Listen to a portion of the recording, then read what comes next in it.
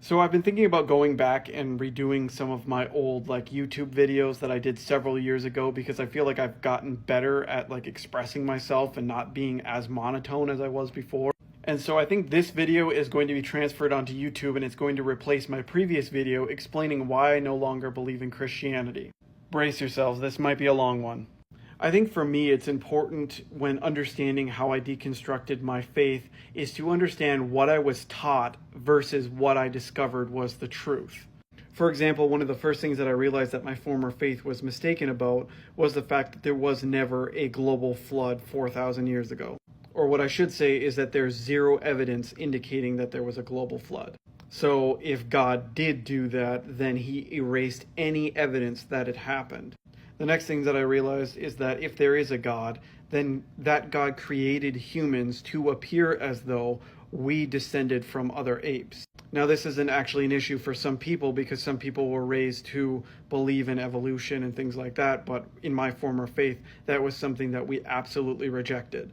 So discovering the overwhelming and undeniable evidence for evolution made me realize that what we had been taught my entire life was mistaken.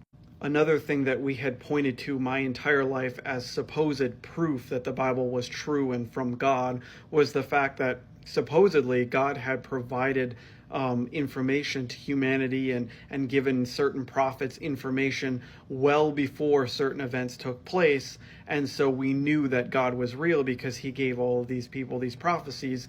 And how could these people know these things before the events happened? Come to find out, there is not a shred of evidence that any of these supposed prophecies were actually given to the people before the events took place.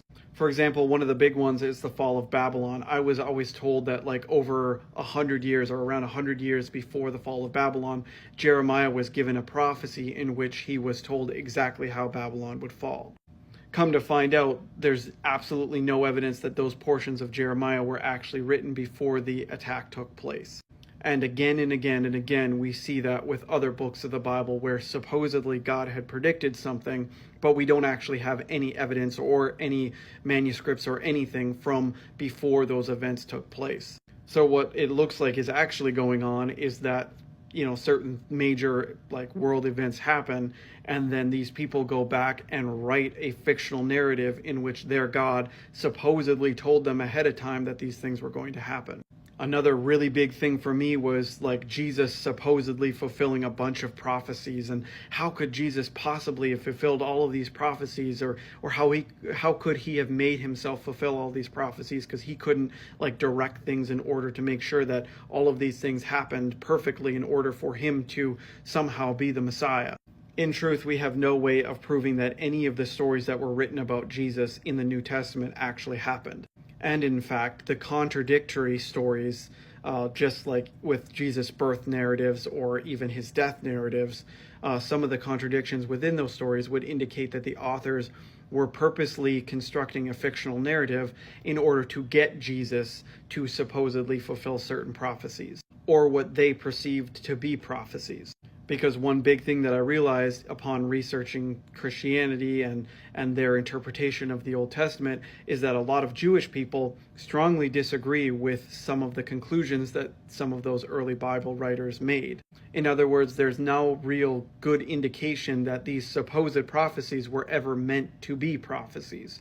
What it looks like was happening is that these Bible writers were reading the Old Testament, they were picking out scriptures that they believed pointed to the Messiah, and then they were constructing a fictional narrative in which Jesus meets all of these points.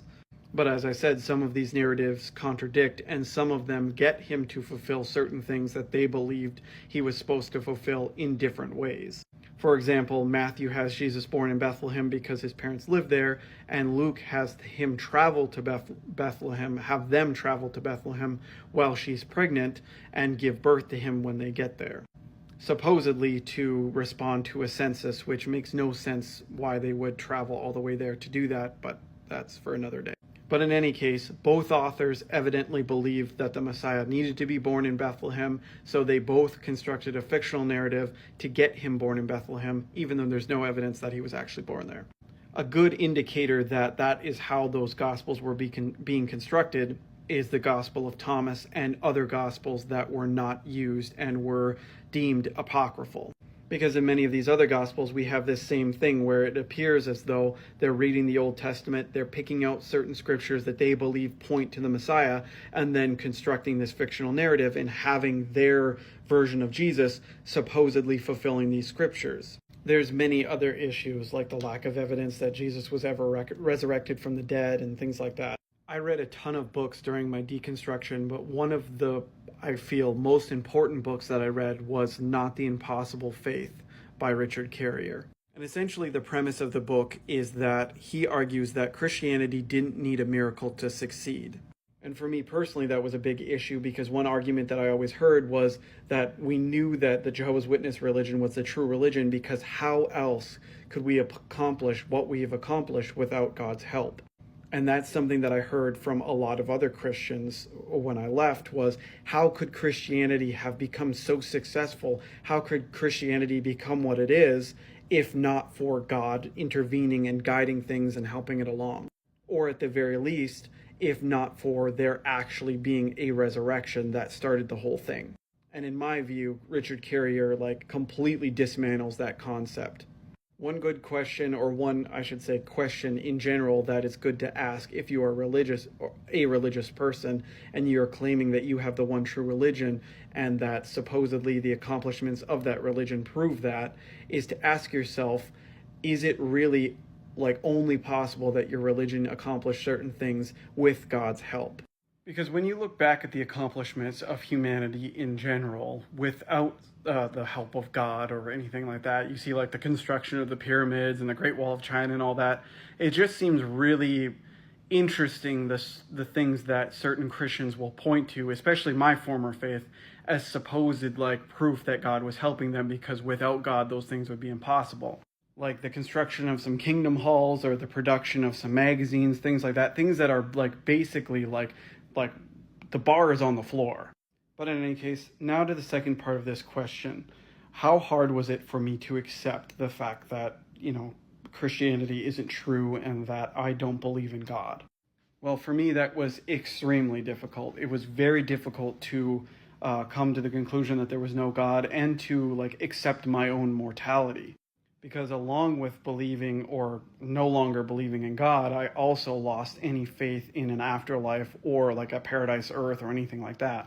So accepting the fact that this life is all that there is very difficult, and I would even say depressing. And I know some people say that they take joy in that and realize the preciousness of life and take more time to appreciate the time that they have with their loved ones when they have it. And for me, all of those things are true, but I still don't like the idea of just ceasing to exist.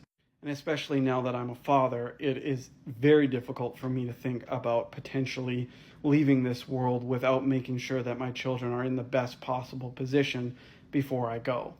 I've been trying to fix it, but my hair is just going to be crazy for the rest of the video. But in any case, losing my faith was a long, drawn-out process, and I held on as long as I could because I didn't want it to be true, or I didn't want it not to be true, I should say. And I feel like I purposely got myself involved with apologetic arguments and arguing with other Christians about what the true version of Christianity was, in order to convince myself that if I could win out in these arguments, that somehow that would prove to me that it's true, or prove that it is true in general. But in truth, that was just my own insecurity in my faith showing itself.